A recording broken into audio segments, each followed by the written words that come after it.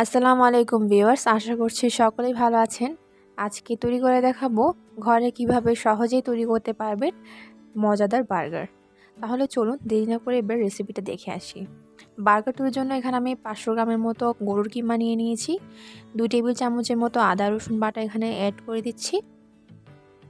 দিয়ে দিচ্ছি হাফ কাপের মতো পেঁয়াজ কুচি, 1/4 কাপ পরিমাণ ধনিয়া পাতা, 1 টেবিল চামচ পরিমাণ চিলি ফ্লেক্স, 1 টেবিল চামচ পরিমাণ জিরার গুঁড়া, 1 চা চামচ পরিমাণ ধনিয়া গুঁড়া, আধা চা চামচ পরিমাণ গরম মশলা, দিয়ে দিচ্ছি স্বাদ মতো লবণ। এখন সব কিছুকে একত্রে আমি ভালো করে মিশিয়ে নিচ্ছি। এই কিমাটাকে পারফেক্টলি শক্ত করার জন্য এখানে আমি অ্যাড করছি 1/4 কাপ পরিমাণ কর্নফ্লাওয়ার।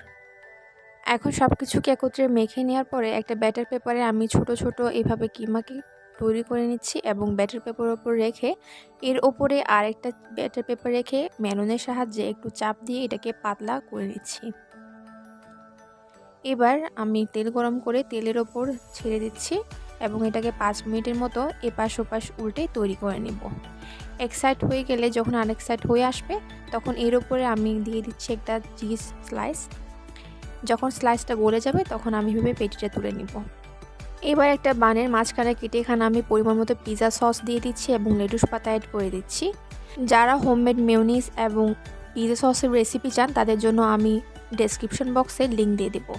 এবার পেটি দিয়ে ওপর আমি আবার স্লাইস চিজ অ্যাড করে দিচ্ছি এবং বানের ওপরের অংশটা দিয়ে একটা টুথপিকের সাহায্যে এটাকে আটকে দিচ্ছি এবং আমি খুব শীঘ্রই বার্গারের বানের রেসিপিটাও দিয়ে দিব। সকলে ভালো থাকবেন। আল্লাহ হাফেজ।